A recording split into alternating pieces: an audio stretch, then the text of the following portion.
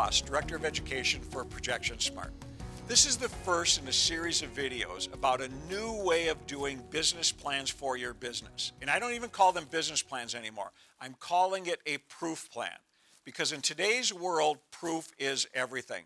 If you're having to raise money for your business, whether it's from a banker or an investor, you have to be able to prove it in order for them to give you money. That's why I call it a proof plan. So let me give you a little evolution of business plans. Business plans have pretty much been the same for probably the last 200 years. And up until 2011, I taught business plan the traditional way. And here's what a traditional business plan is. It starts with an executive summary. Then there's usually background information. Then there's what's called a competitive analysis. Who are the competitors for the business?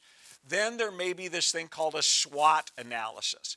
SWOT stands for strengths, weaknesses, opportunities, and threats. That's a very long portion of a lot of business plans. Then there's this thing called a marketing plan. And look at how marketing has changed just in the last 10 years with the web and social media and that sort of stuff. Then there's usually 3 to 5 years of financial projections, or as Roger likes to call them, income statements. Then there's management team, and then there's appendices. That's how business planning has been taught for probably 200 years. That's how I taught it my first 10 years of teaching at a college. But then I changed the way business plans are done. So up until 2011, I always taught business planning in that traditional format.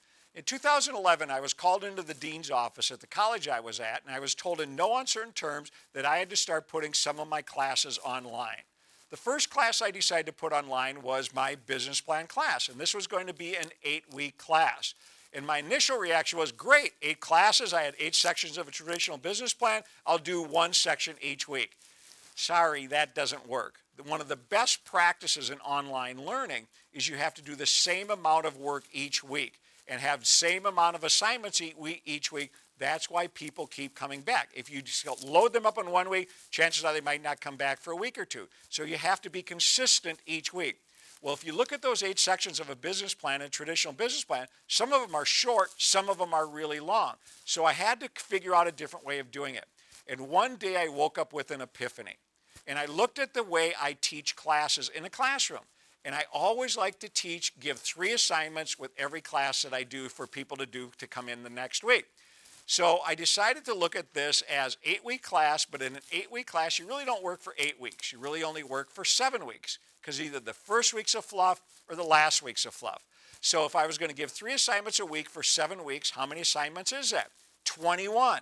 So 3 assignments a week. So then I came up with the idea of why not just ask 21 questions?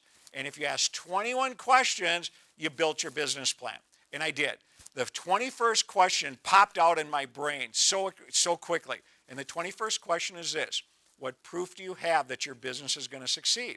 So then you know where the other 20 questions came from? I've done over 250 one-on-one investor presentations to high net worth individuals. After you do 5 or 6 of these things, you keep hearing the same questions over and over and over again.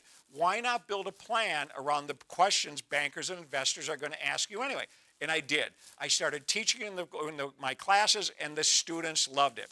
I even wrote a book on it called the 21 Question Business Plan, or as I call it, the Confidence Plan, and you can buy this book on Amazon right now. It sells for about $27, and it gives you all the 21 questions. That became the second part of doing business planning, just answering questions, and a lot of business plans have been done that way. So then I came up with a different version of doing business plans when I started working here at Projection Smart. I was doing a workshop about a year ago, and we were talking about the television show Shark Tank. Shark Tank's a great show. I like watching Shark Tank to see all the cool products in that. I have a real problem with Shark Tank, though, in 2 different areas. That's the room for another video. I'll talk about that. But as I was talking to a class, and we were talking about Shark Tank, and I said to the class, you know, you can tell what businesses get funded on Shark Tanks before the sharks actually fund the business. And you know how you do that? Look at the proof that the people are showing to the sharks. The businesses that have proof are the businesses that get funded. The number one question sharks ask the people on Shark Tank is, have you sold any of these things yet? Because sales and customers is proof that the business has a great chance of being a success. So that's a type of proof. I remember when I was at the early stages of raising money. The first number of investor presentations I did, I was terrible. I couldn't raise money because I didn't have a whole lot of proof. And I finally got enough money where I could make some prototypes of this device I wanted to, which was allowing children to interact with the TV and the VCR. And once we had a few prototypes, we shot a video of 20 kids playing with this handset, watching it on the TV, squealing when they got the right answers. We shot for like an hour and a half. We edited it down into a 5-minute video. Then, when I started doing investor presentation, I showed that video the first thing. And you know what happened to my batting average with investors? It went sky high because investors knew kids loved my product. I finally had the proof that I was looking for. So then it became clear to me that proof, when you're dealing with bankers and investors and everything. So why not just create a plan around proof? So I took the 21 questions of the 21 question business plan, changed them. That covers a lot of different areas. It covers 6 different areas of business. And I narrowed that down to 3 areas. The proof plan focuses on 3 things, 3 areas where 90% of all bank investor decisions are made are in these 3 areas. Here's the 3 areas. Number 1, can your business make money, and do your financials show that you know what you're talking about from a financial standpoint? Number 1 is all about finances and money. Number 2 is about, can you get the customers that you say you're going to get in your projections to make sure that the customers are going to be there?